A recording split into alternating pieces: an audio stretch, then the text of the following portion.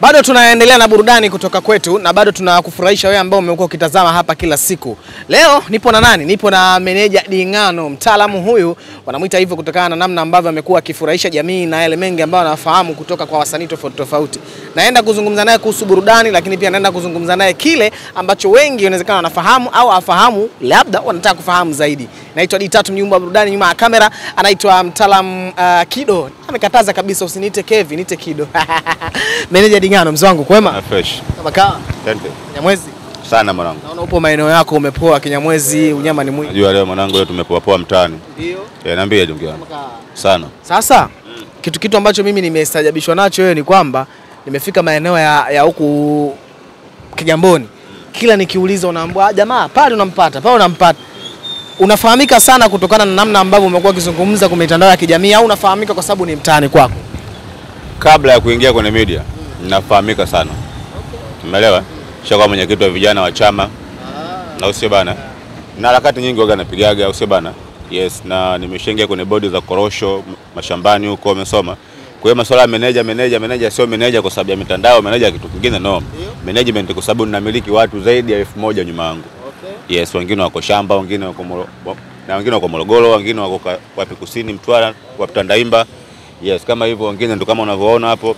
Kule kuna ofisi hapa, kuna ofisi hapa, kuna ofisi. Kwa tunajichanganya mjini. Hongera sana. Yes, kwa hiyo baadaye tunajua meneja alivyokuja, meneja Dingano nini watu wakajua huyu jamaa vipi huyu au sio bana. Kumbe harakati zangu ndo za kitaa. Kwa hiyo nafahamika sana Kigamboni kuliko sehemu yote. Kigamboni kimara mwisho. Ndio nyumbani kwangu sana. Yote KK. Zote mwanangu za nyumbani. KK. Hapajasemea Roma, yote K. Niambie. Meneja, kumekuwa na mengi sana ambayo yameendelea, labda watu hawakupata nafasi ya kuzungumza na wewe. Leo mimi nimepata nafasi hii. Ndio. Ndugu yako Ibra ameondoka Konde Gang. Na nimekuja hili kuzungumza kwa sababu labda wewe una maoni tofauti au una mtazamo tofauti baada ya Ibra kuondoka. Kwanza nataka tuanzie hapa. Kwako umeitazama vipi Ibra kuondoka Konde Gang? Alafu tuje kwa namna ambavyo yeye atakavyoondoka atafanikiwa. Ni amefanya vyema Harmonize kumruhusu kuondoka bure bila kulipa chochote? Engo ya kwanza, dogo amehitaji kuondoka. Sawa? Au kabla sijafika mbali. Toka Harmonize aseme kwamba huyo mtu nimeshaachana naye katika mazingira haya na haya. Mtandaoni umesikia kitu chochote kuhusu Ibra? Kapoa, hamna shot. Sikiana anazungumzia Ibra. Si ndio bana? Kwa hiyo Ibra alikuwa anapata jeuri kwa sababu alikuwa kwenye lebo. Unajua lazima tuambie ni kweli, sawa? Ukishakuwa kwenye kazi, acha kudharau kazi. Na ukitaka kujua kabisa kazi ni ngumu, acha kazi bila kupata kazi. Si ndio bana? Utapiga magoti hapa manyangu hapa. Mungu mwenye ata. Lakini pata kwanza kazi, sawa bana? Na ukitaka kutoka kwenye kazi, nenda kwenye misingi mbadala, au sio bana? Kutana na watu husika wale ambao walikupokea kwa mara ya kwanza. Bana kuna 1, kuna 2, kuna 3. Unamsema? Bana kuna hivi na hivi na hivi na hivi. Si binadamu hayo mambo yapo.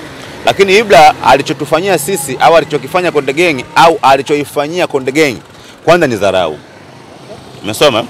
Kwa sababu gani? Ibra ana mkataba Konde Gang. Si ndio bana? Na mikataba yake inamruhusu kuondoka muda wote saa yote endapo tu akihitaji kuondoka. Na mkataba unaongea yoyote anayemhitaji Ibra, yoyote anayehitaji kununua bidhaa ya Ibra ni B hiyo B1. Ila kama Ibra anahitaji kuondoka akatengeneze maisha yake nje ya Konde Gang, sio bilioni 1. Umeona tofauti huo?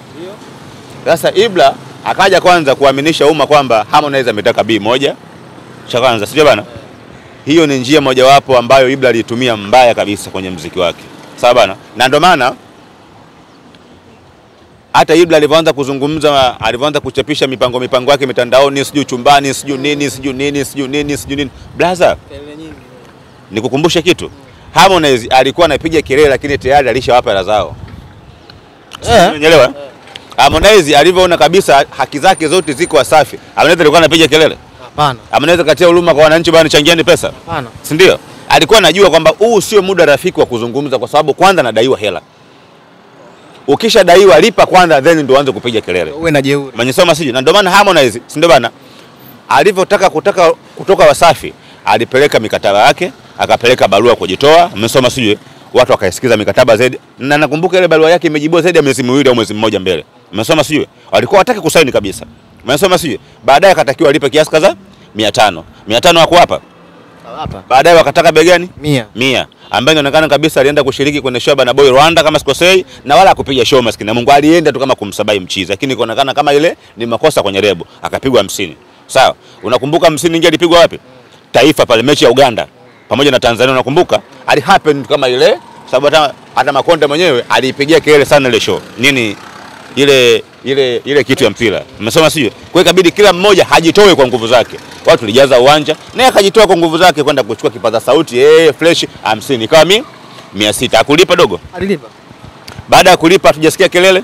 Uone ushamba. Akamchukua Diamond mwenyewe musika wa pembeni. Umeelewa sio? Muziki unahitaji vile, na kweli akateki over mpaka sasa hivi mchiza mikoma amesurvive. Umeelewa sio? Lakini sasa Ibra, kabla hujalipa pesa za watu unaanza kupiga kelele. Yaani sawa sawa ni hivi, kabla hujafanikisha kufanya kile kitu unaanza kusema mwanangu mimi najenga. Watu hawapendi maisha yako, kuna wachawi, kuna macho ya watu, kuna maneno ya watu. Umesema fanikisha kwanza jambo ndio uliweke kwanza hadharani. Umesema sio? Kwa hiyo kwangu mimi Ibra, si ndio bana? Kwangu mimi Ibra, kwanza hamna msanii ambaye kwa sasa hivi hapa ambaye simpendi kwenye masikio yangu kama yule mtoto. Kwa hiyo labda nikwambie ukweli. Ni MDM. Na nimewafollow moja nini ile?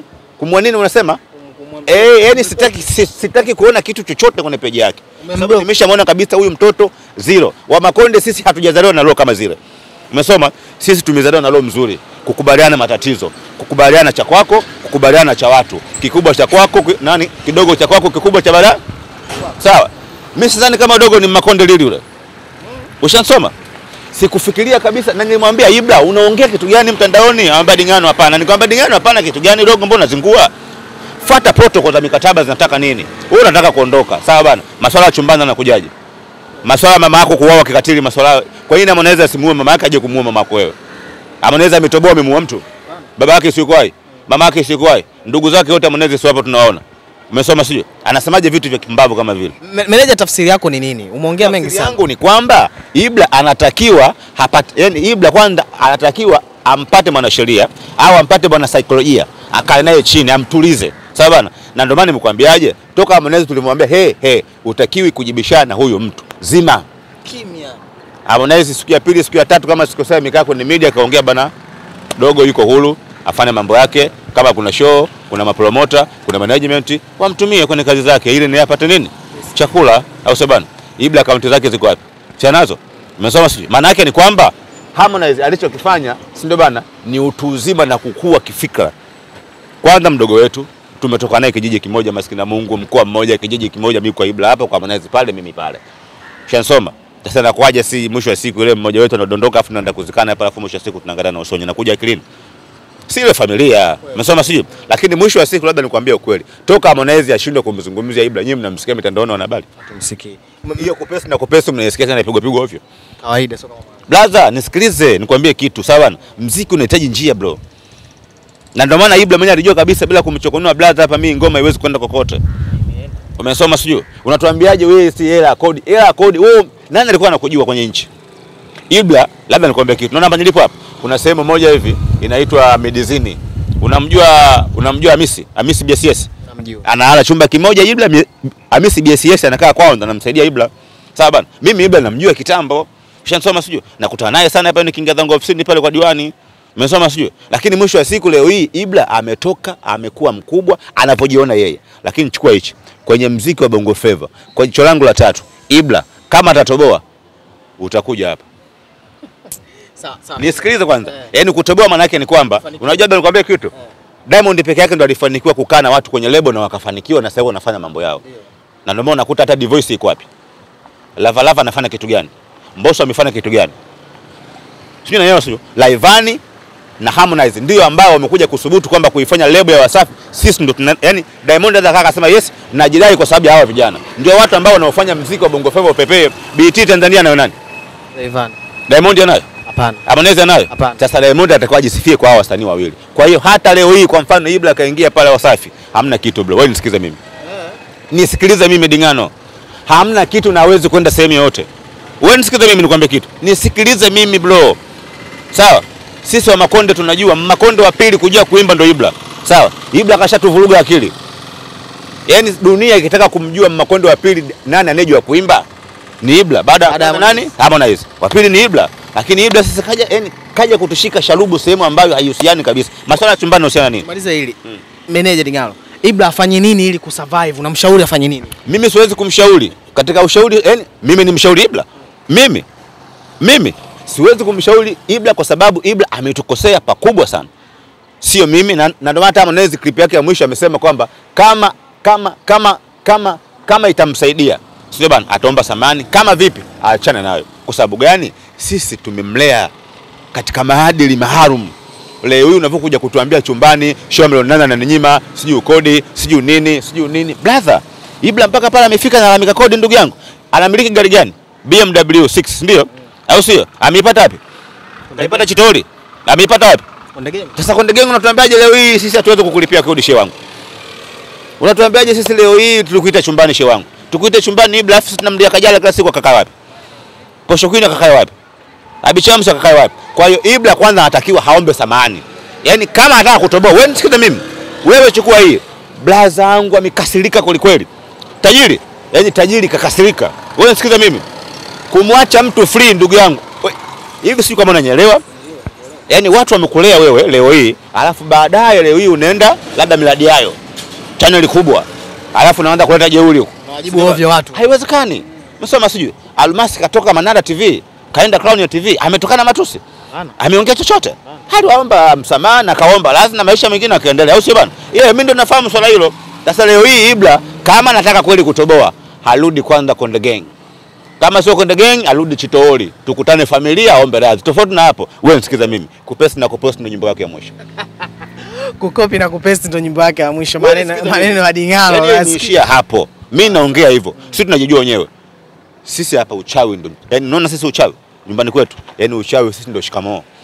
Yaani bila shikamoo unalogwa. Sawa bana? Ibra analijua hilo swala. Ibra njia za muziki azijui. Harmonize mwenzake amefanikiwa kwa sababu alikaa na Diamond miaka 100. Diamond kila chocho anayepita Harmonize anayejua. Mganga wa Diamond Harmonize anamjua. Njia zote za Diamond za muziki Harmonize anazijua. Ibra hajapewa hata robo ya siri za muziki. Analeta jeuri. Nani sasa hivi kwa nyuma yake? Sisi wote tumemkataa wote, kina Pimbia, kina Kubanga, kina Ustadh Juma na Musoma, mimi Dingano Mtumbaji, yani ndo kuzidi, yani hatuwezi kumuelewa dogo kwa sababu ametukosea.